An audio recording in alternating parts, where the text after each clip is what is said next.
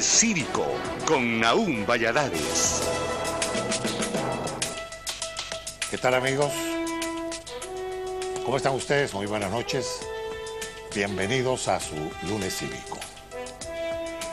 Antes de realizar nuestro tema de la noche de hoy, quiero dar un agradecimiento muy sincero a un grupo cultural que opera en la ciudad de San Pedro Sula, el Gran Pereque.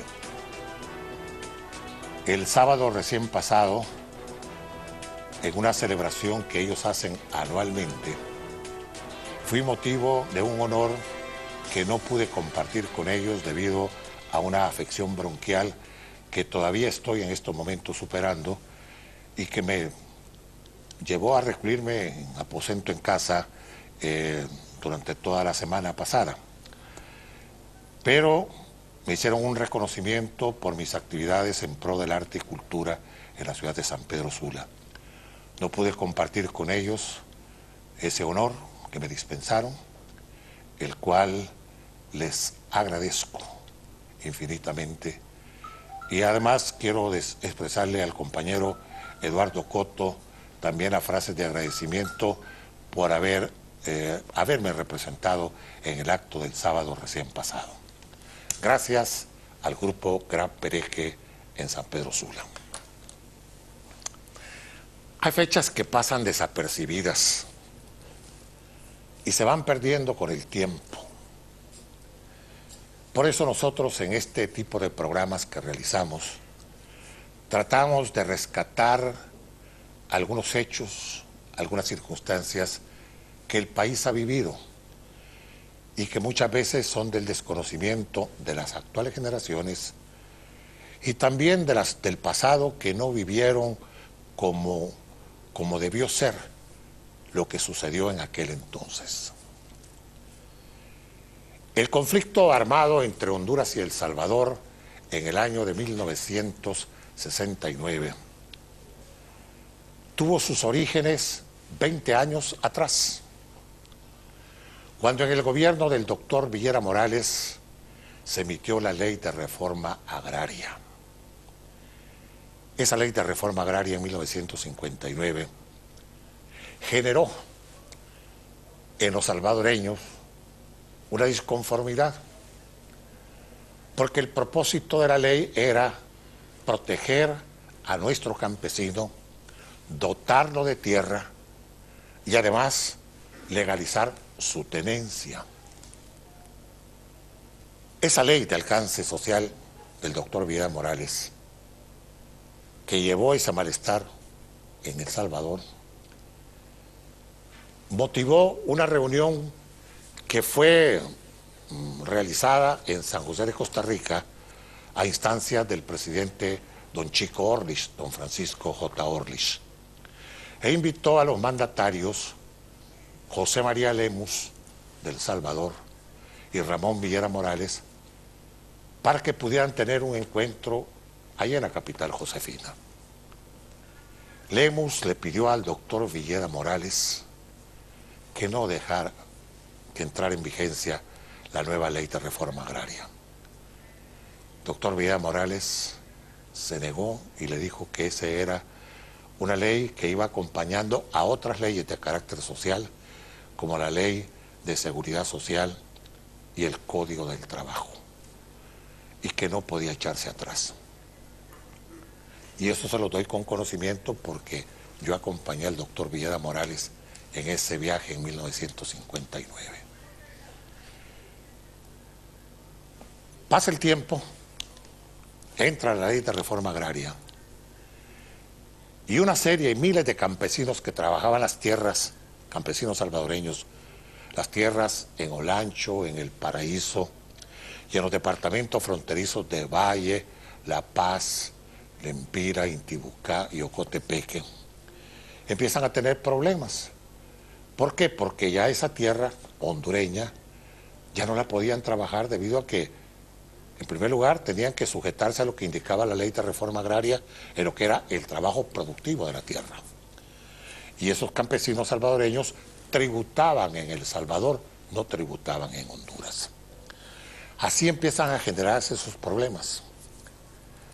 Pero en 1965, ya cuando era presidente de Honduras, el general Osvaldo López Arellano, se emite el decreto 8, que es una reforma a la ley de reforma agraria, que fue patrocinada precisamente por el hombre que manejaba la política internacional de préstamos en Honduras a través de la AID, se llamaba Edward Marachulo.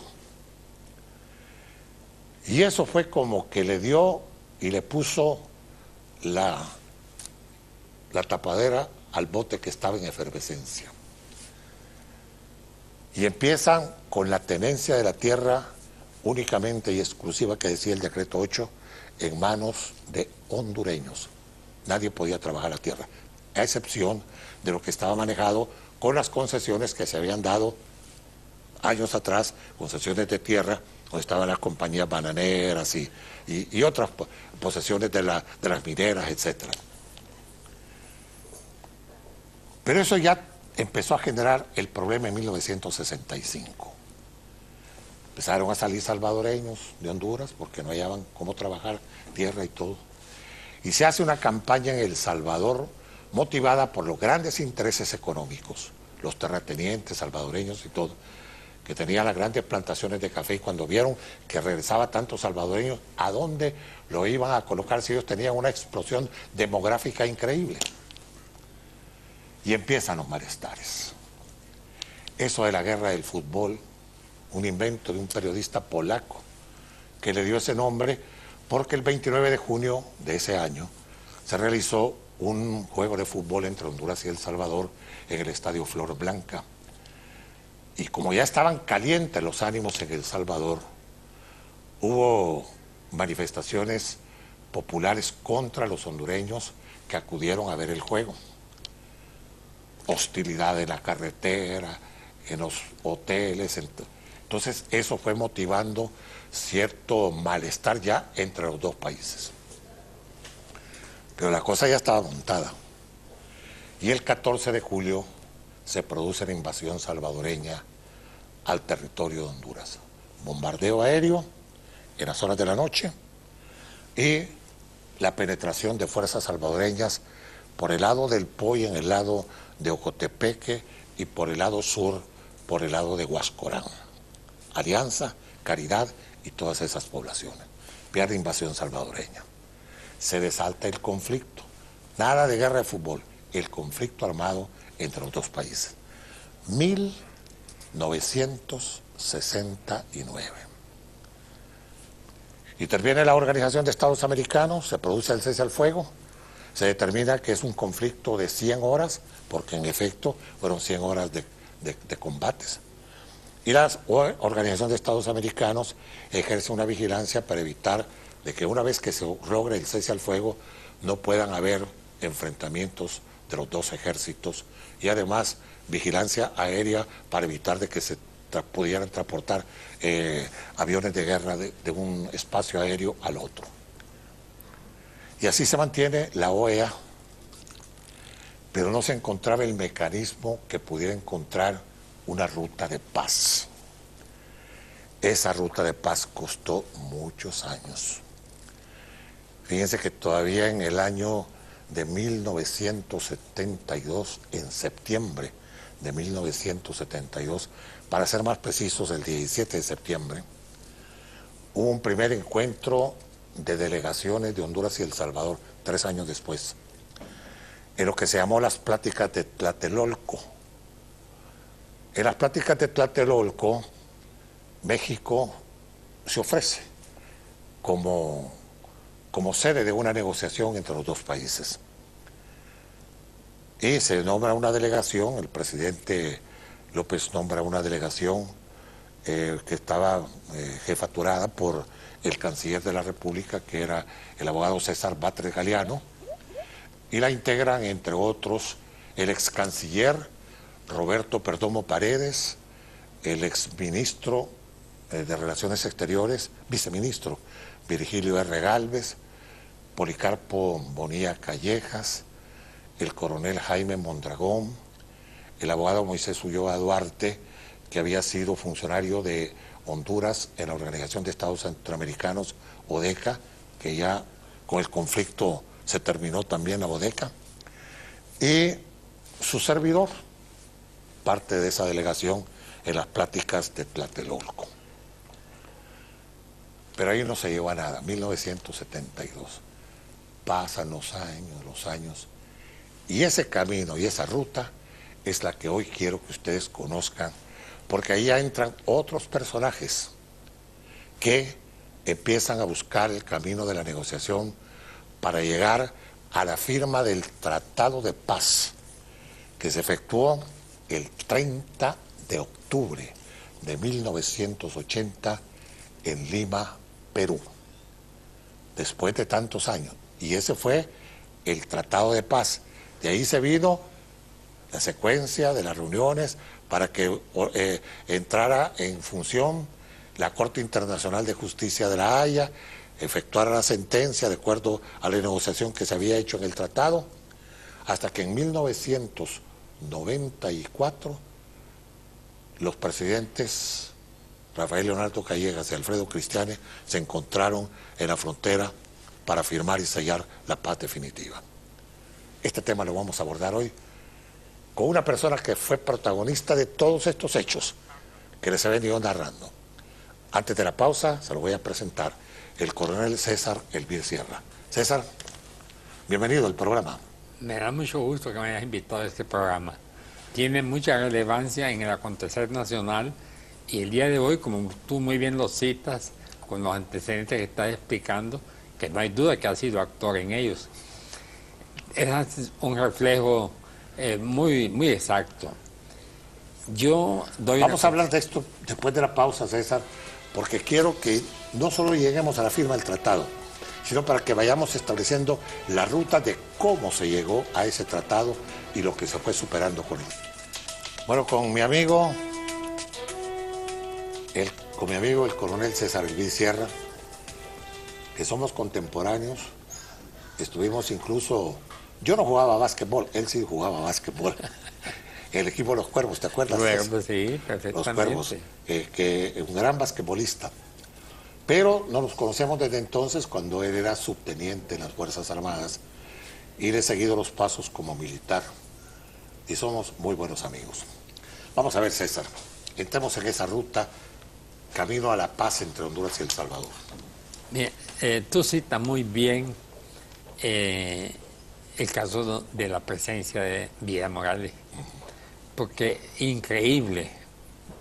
Yo fui muy amigo de Alvarado Puerto, que fue canciller y Alvarado Puerto en una ocasión me confió que el doctor Villa Morales le había dicho: para Honduras se aproximan crisis peligrosas. Sí. Pero déjame que te dé el ambiente en que se desenvuelven esas cosas. En el continente está la revolución castrista. La revolución castrista sacude a América. ¿Por qué? Es una revolución triunfante. Pero no solo eso.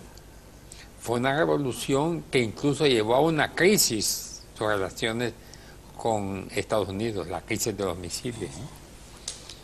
Después de esa crisis que sacude a toda Centroamérica, viene la reunión de Punta del Este y el gobierno de Estados Unidos emite la famosa Alianza para el Progreso. La Alianza para el Progreso nosotros tenemos que verla con mucho cuidado, porque es una invitación a que los gobiernos que no se habían preocupado por el desarrollo social de sus pueblos empezaran a cambiar de actitudes. Una de ellas era modernizar la administración pública, otra emprender programas de los cuales ahora tenemos nosotros recuerdos. La colonia Kennedy viene de la Alianza para el Progreso. La 21 de octubre, Luarque. Ahí hay un programa de vivienda social a unos precios accesibles para un pueblo como el hondureño.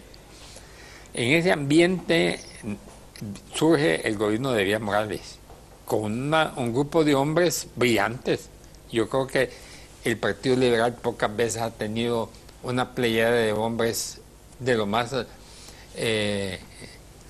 de mentalidad. Bueno, imagínate, ahí estaba Modesto, estaba Andrés Alvarado Puerto, estaba Oscar Flores, son figuras prominentes. Prominentes. El doctor Martínez, bueno, ¿cuántos? Sí. Entonces, en ese ambiente, ¿sí?, el gobierno de Vidal Morales emite la ley de reforma agraria, el famoso Código Obrero, la ley del trabajo. Ya la había empezado Juan Manuel Gálvez. Había habido un proyecto. Un proyecto. Pero bueno, te quiero dar ese panorama para que veas tú que lo que tú estás diciendo de dónde comienza el problema entre El Salvador, ese fue el detonante del conflicto. Así es. Es muy acertada tu opinión, con algunos agregados que se ve, y hay quienes ahora lo han escrito mejor.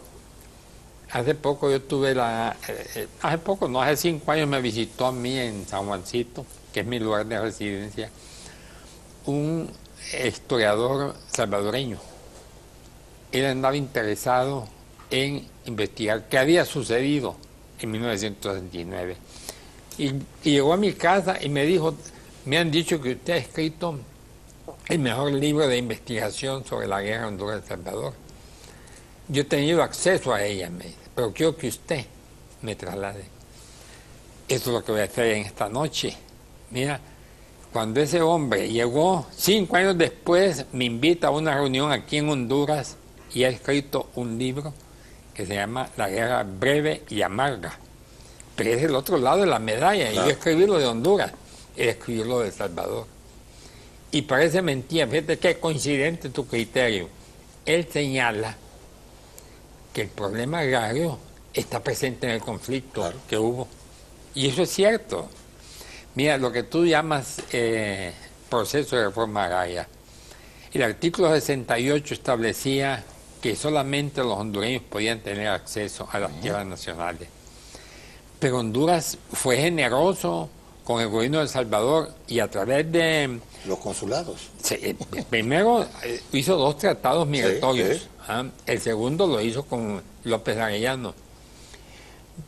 Pero el que fue después, que lo mandó la FAO, ¿cómo se llama? El director del INA.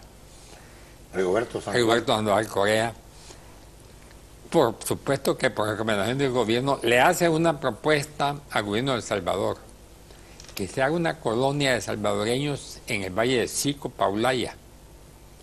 Invita a Alfonso Rochac, que era ministro de Economía. Invita a que era embajador de El Salvador en Honduras, al cónsul que era, a Jaime, no me acuerdo de qué apellido es, que era el director de Desarrollo Rural de El Salvador. Esos 4 personajes vinieron a entrevistarse con Sandoval Correa. Y el coronel Molina era el embajador de El Salvador en Honduras. Correcto.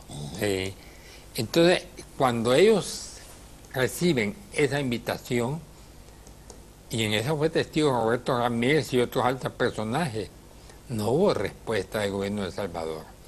Así que esa acusación que se le hizo a Honduras de genocidio, que para nuestra suerte, el agregado de defensa de Estados Unidos fue a visitar los centros donde se habían concentrado los que venían huyendo.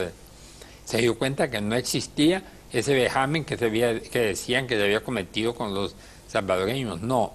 Ahí este libro te puede dar una respuesta de que en realidad hay una conspiración atrás para esa guerra. Yo así lo llamo este libro, La Gran Conspiración del Gobierno Salvadoreño para la Guerra del 79. Es un libro que está bien documentado. Es lo más completo que se ha escrito. Te voy a explicar cómo hice yo para llegar a esto. Yo fui actor en el Estado Mayor. Yo recuerdo. Bueno, pero 20 años después llego de catedrático a la Escuela de Comando de Estado Mayor y les pido una hoja avanzada para dar la clase. No tenemos, ¿Cómo que no tiene historia militar de Honduras ustedes? No tenemos. Tenemos una hoja avanzada de un mayor salvadoreño que había escrito sobre una X maniobra de patrulla. Entonces me propuse yo hacer esta investigación. Es un esfuerzo de 3 años que tuvo a los actores que participaron aquí, que son muchos, hay mucha gente valiente. Claro. Eso es mentira que en esa guerra hubieron cobardes. Hubieron, si las guerras no son con marca de... No, hay de todo. pero ahí hubieron hombres que estuvieron a la altura de la crisis. Yo sé. Y en ese de papel de soldados profesionales, pues la Fuerza Aérea. La Fuerza Aérea es el equilibrio de fuerzas. Esto que te estoy diciendo lo dice un excomandante del Comando Sur, Robert Maguire, un general. Dice, hay que ver con atención lo que ha sucedido en Honduras. Honduras ha hecho una contraofensiva aérea y terrestre que ha sorprendido a los mandos salvadoreños. Como puedes ver tú, la guerra tiene muchas... Claro, y en eso tienes razón. Porque, si bien es cierto, hubo militares en ese conflicto que no tuvieron un papel preponderante, pero sí los hubo también aquellos que con el valor y el patriotismo se expusieron. Y hay unos que viven todavía, por el caso el coronel Matías Hernández, que es un hombre que siempre nos ve y a quien saludo en esta ocasión.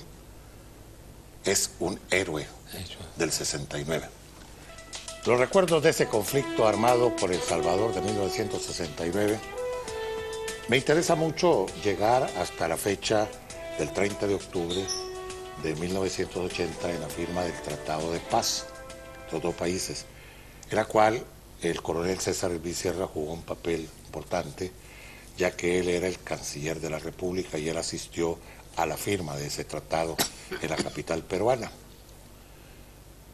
Pero hay varias cosas que quizás nos vamos a quedar muy cortos en poderlas abordar ahora.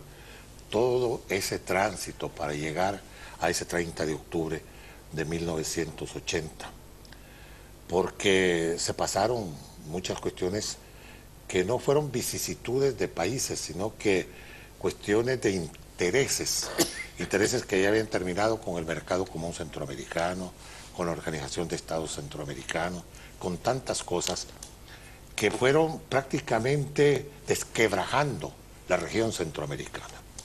Y la economía se vino en ese entonces para abajo. Sí, claro. Entonces ahí juega un papel importante por parte de otros gobiernos. Yo recuerdo que en 1972 hubo una amenaza interna en El Salvador de derrocar a Fidel Sánchez Hernández porque él ya quería que se terminara el conflicto, que se buscara una negociación. Pero la línea dura militar salvadoreña empezó con Fidel Torres, que era el ministro de la Defensa, a tratar de que se le derrocara. Y se iba a aprovechar un viaje que tenía Fidel Sánchez a Managua para que lo pudieran derrocar y seguir con la otra invasión a Honduras. El general Somoza de Baile alertó al presidente López Arellano de los planes que tenían y le dijo, Fidel viene para acá, hay que mandar a alguien que tenga influencia en la opinión pública hondureña para que lo entreviste y lo comprometa internacionalmente a que busque el camino de la paz. Y el conejito fue este servidor de ustedes. Yo me fui a entrevistar a Fidel Sánchez, mi contacto era el general Samuel Jenny, tú lo conociste. Sí, bien. Era el jefe de seguridad de Somoza. Y con él hice los contactos y entrevisté a Somoza. Aquí fue un revuelo, que por qué había ido a entrevistar al asesino, pero nadie sabía que era una cuestión de Estado y que había que hacerse para la seguridad de Honduras y para la defensa de los intereses nacionales. Relatos que están en el libro de César Elvis Sierra. Vamos a ver, César, sigamos con esa ruta. El camino que tuvo las negociaciones tardó 10 años, pero tiene su origen en una reunión que un embajador, pero no tiene parte activa.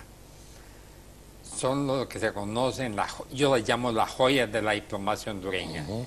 Son 7 resoluciones del órgano de consulta, que eran los temas que distanciaban a los dos estados. Ahí estaban paz y tratados, libre tránsito, cuestiones limítrofes, mercado común centroamericano, reclamaciones indígenas, derechos humanos. Eran 7 que muy hábilmente los diplomáticos hondureños establecieron como elementos que estaban presentes en el conflicto. En esa parte hay que aceptar que que el organismo de la OEA tuvo una parte activa. El órgano de consulta nombró una comisión en plena guerra para que viniera a dialogar con los dos gobiernos. ¿Para qué? Negociaran y suspendieran las operaciones, porque había un tratado interamericano de asistencia recíproca, el TIAR, y el TIAR condenaba el ataque de una nación a otra. En ese ambiente diplomático se dan estas 7 resoluciones y con ellas se comienzan las negociaciones. Avancemos un poquito y llegamos al momento en que César Batres y su comitiva, y yo estuve presente ahí, a mí me han nombrado para tomar un curso interamericano de defensa, pero formé parte de la delegación. Y en Washington, con el que era en ese tiempo el secretario general de la OEA. Galo Plaza. No, el que siguió a Galo Plaza. Ah, sí, ya te voy a decir quién era, sí. Pero ya lo recuerdo, sí. Bueno, este hombre, César Batres había presentado un proyecto de mediación y los salvadoreños habían rechazado eso. Entonces Tlatelolco seguía con ese documento. Sí, que Borgonovo por eso no existe, sí. Borgonovo Paul, a la reunión. Entonces se fracasa en esa primera instancia. Sí. En la segunda, yo soy el jefe de Estado Mayor. Y entonces, ¿qué teníamos nosotros en las relaciones de los dos estados? Un plan de pacificación. Un plan de pacificación que establecía una zona en la frontera donde no se podían emplear más que armas individuales. El Salvador, con un propósito estaba en proceso de elecciones internas. Entonces quiso congelar el problema con Honduras y empleó artillería en el Bolsón de Dolores. El comandante me trajo las pruebas del empleo de la artillería salvadoreña. Tuvimos una reunión con el jefe de Estado Mayor, Leonidas Rojas, me acuerdo que era. Fuimos a Guatemala, estuvimos ahí y ellos querían, para congelar el problema, porque estaba una guerra fría entre Honduras y El Salvador después del conflicto, que los agregados militares se hicieran cargo de la vigilancia en la frontera. Yo me opuse como jefe de Estado Mayor, les digo, los agregados no tienen capacidad logística para vigilar una frontera de dos ejércitos en conflicto. Me apoyó, por cierto, el agregado de Nicaragua. Digo, yo fui miembro de los Cascos Azules y esa es una operación de logística en la que Estados Unidos prestaba todos sus medios, helicópteros. Bueno, en esa forma logramos nosotros llegar a Managua, Nicaragua, y viene un general argentino, Luis María Miró, y en esa reunión compromete a la delegación de El Salvador de que ese es un paso previo para iniciar las negociaciones de paz. Cuando el general Rojas mira ese aspecto en el convenio de Managua, así lo llamamos, él protesta, porque dicen que ellos no han tratado asuntos de negociaciones futuras, pero ya estaba quedado ahí. Yo me acuerdo que le pregunté a César Batres, ¿qué hacemos en este caso? No me dice, aceptémoslo, pero con las reservas que ellos pongan y nosotros pongamos también, porque en los tratados bilaterales no hay reservas. Y con ese lapso diplomático se inicia el tratado de mediación. Aquí te quiero hablar un poco... Ahí vamos a hablar después de la pausa, porque quiero que ya me hables de la presencia de José Luis Bustamante y Rivera. Bueno, César,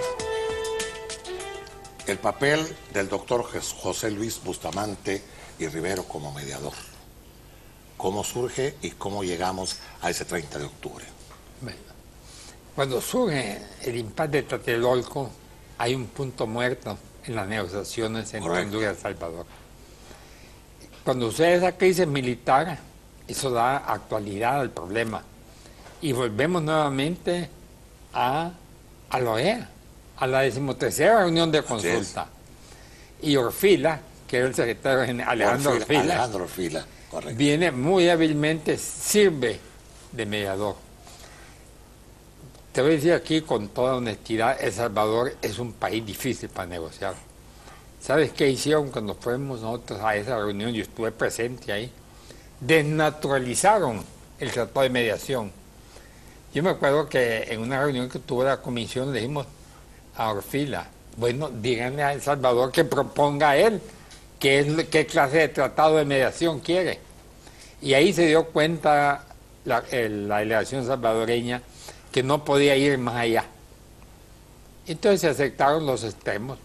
En el acuerdo de mediación se estableció que se iba a seleccionar al mediador de los más eminentes jurisconsultos, se presentó una lista, se fue a San José de Costa Rica, se hizo la selección y para suerte de Honduras llega a este hombre que había sido presidente de la Corte Interamericana de Justicia, presidente del Perú y que había salido con un golpe de Estado. Qué cosa, vean. Y estudioso del problema del Golfo.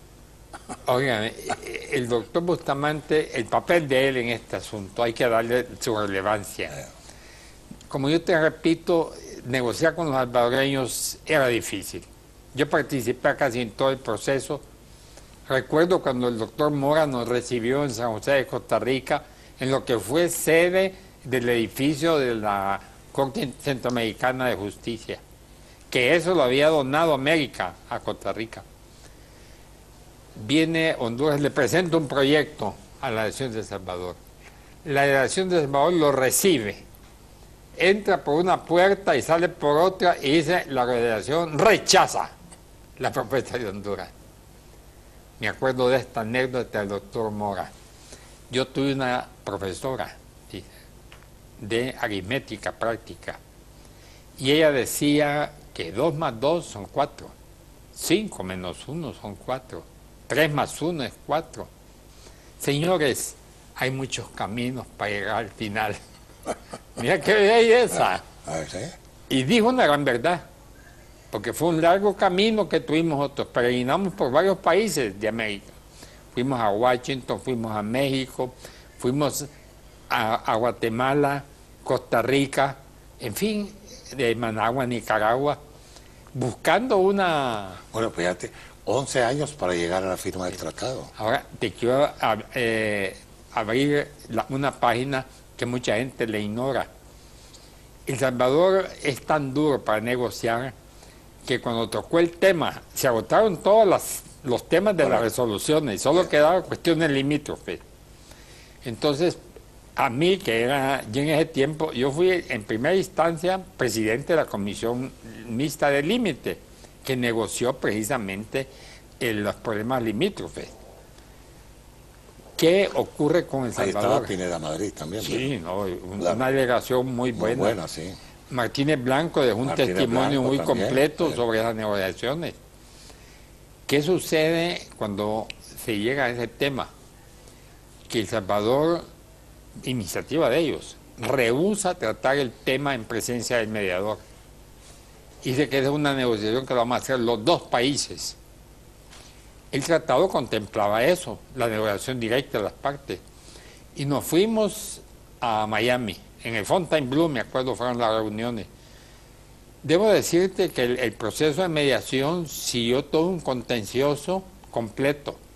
Esa es la importancia de la presencia del mediador. Primero ratificó la sede en Lima, Perú, de consenso de los dos gobiernos y con invitación del gobierno de Perú.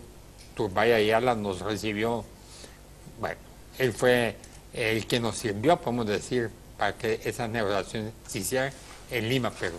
Veamos en esta pintura, que esta es sacada de una fotografía de la época, y ahí van a ver ustedes, para que César nos pueda ir indicando, César era el canciller del gobierno militar que presidía el general Policarpo Paz García en 1980.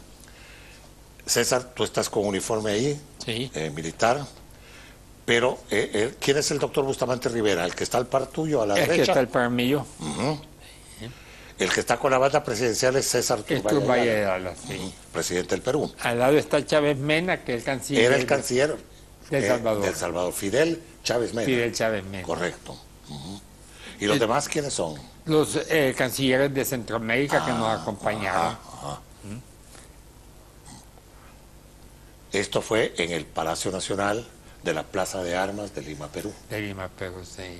Ahí fue, 30 de octubre de 1980. O sea que... Fíjate, mía, esa mesa que se presentó, esa fue una gentileza de Turbay Ayala. Él hizo la selección de ese lugar y nos dijo que esa mesa tenía historia, que la habían recibido desde el tiempo de los incas. Ahí está cubierta con un mantel verde donado por el gobierno de Perú. La ceremonia fue imponente en el marco. Mira tú cómo se ve ese palacio presidencial, que fue sede mucho. Yo me acuerdo de las palabras del doctor Turbay Ayala cuando se dijo al doctor Bustamante. Le dijo, has vuelto con la dignidad que tienes. Porque había sido derrotado. Claro. Sí. Pero fíjate qué interesante lo que te digo. El proceso de mediación era un contencioso. Las partes presentaban una exposición, había una réplica y una dúplica. Fíjate que todo esto, César me está trayendo aquí porque esta conmemoración de los 36 años de la firma del Tratado de Paz será este próximo domingo 30 de octubre. O sea, nosotros estamos en la antesala de la conmemoración.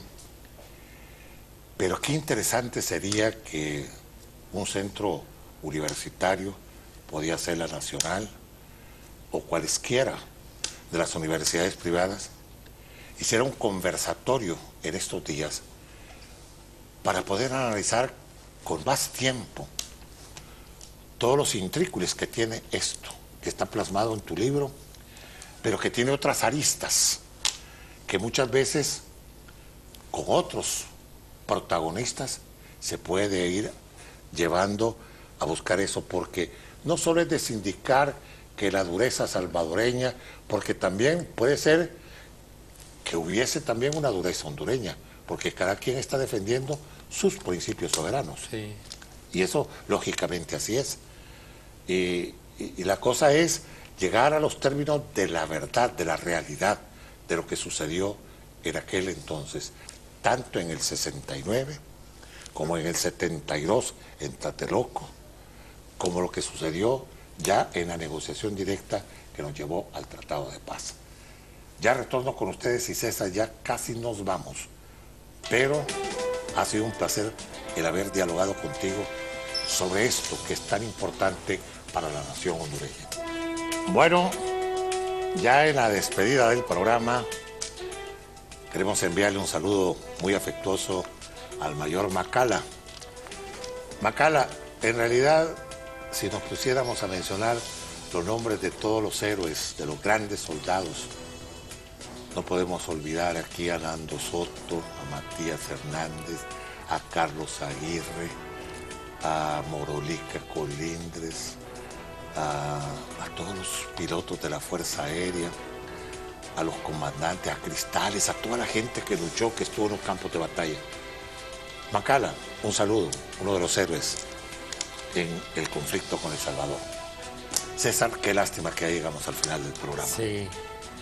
Yo quiero aprovechar llamémoslo así, comercial. Es este libro que tiene la historia más completa del campo militar y diplomático, y las causas del conflicto. Aquí hay un capítulo que no lo hemos mencionado y es el papel de Estados Unidos en este conflicto.